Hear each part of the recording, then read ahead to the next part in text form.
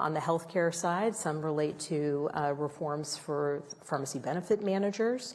As an example, on the housing side, ensuring that we have greater dollars to incentivize additional supply, increase of supply, and that we are keeping housing that is affordable housing in that term of affordability when it starts to term out. So across the board, there's different priorities that, not one single thing will solve the challenge, but that's why we're pursuing a whole host of energy, housing, and healthcare related bills that will kind of pull on different levers and ultimately have an impact on people, some in the immediate term and some longer term. So on the issue of data centers, though, how much regulation is needed? I mean, Virginia's the capital of data centers, right? Yeah.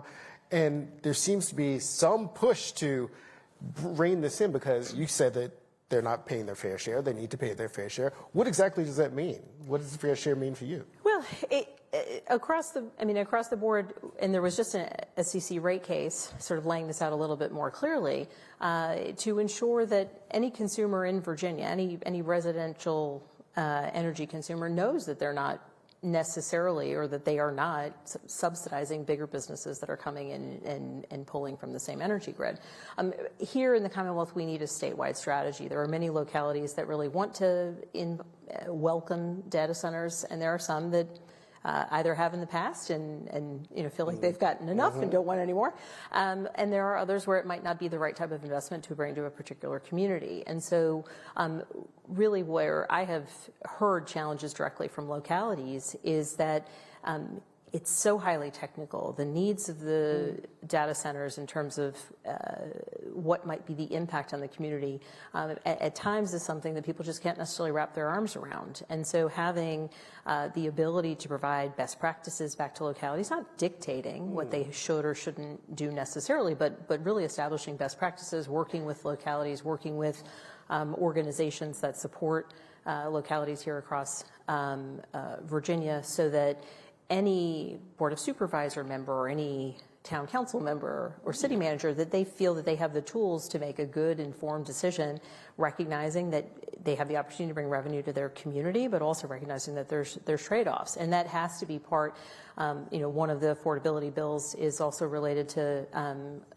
load and transmission transparency, because there's a lot of there is not as much transparency as there could be for long-term solid decision-making related to where there might be high energy utilizing entities, data centers in particular, going in a particular place, and what the impact on the grid is. No, I know, just very quickly, very quickly, yes. But do you feel like they need to be reined in? You feel like you need to put your stamp on this and say, like, look, we have enough of these. They need to be brought under some kind of supervision by the state government? No. I think it is about ensuring that localities have the tools that they need to make good decisions. I think data centers are going to continue to be built somewhere. And frankly, if they go to another PJM state, they're still going to pull from the same energy pool that we utilize. But it's about ensuring that Virginia communities have the tools and frankly, if those are the want to raise their hand and they want to welcome data centers, that some of the bigger companies that may be coming to Virginia know where to go.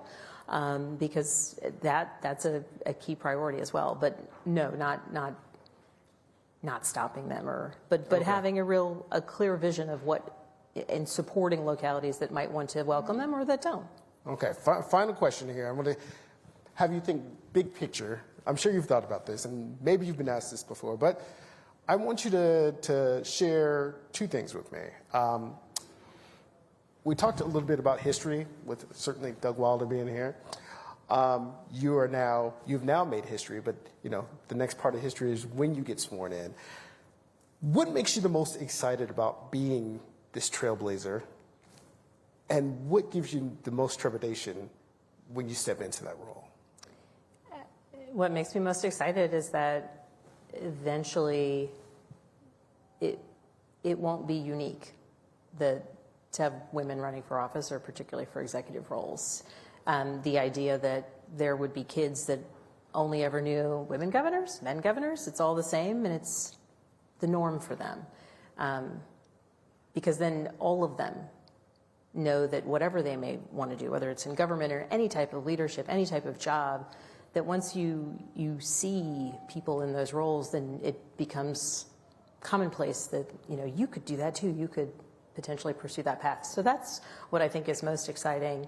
And then what gives me trepidation is I just need to do a really, really good job, which is what I intended to do anyway. But I know that there may be people who view my reactions, my policies, the things that I work on through the lens of the fact that I'm a woman. And so I recognize that, and I just need to make sure that, every single day I work tirelessly to do right by the people of Virginia and make sure that I'm always explaining why it is I'm doing, what it is I'm doing, and how it is that I endeavor to do right by the people of our Commonwealth every single day. So maybe it's not actually trepidation, it's just a recognition that when you ask people for the most extraordinary of privileges, when you ask people to put their trust in you, that you have a responsibility to deliver every single day and to take that responsibility seriously and, to recognize that people are watching. That's all we have time for. I've got a red light flashing in my face to get off the stage here. Thank you so much, Abigail Spanberger, who will be sworn in next month. And before we close out our program this evening, we've got one final word from our sponsor.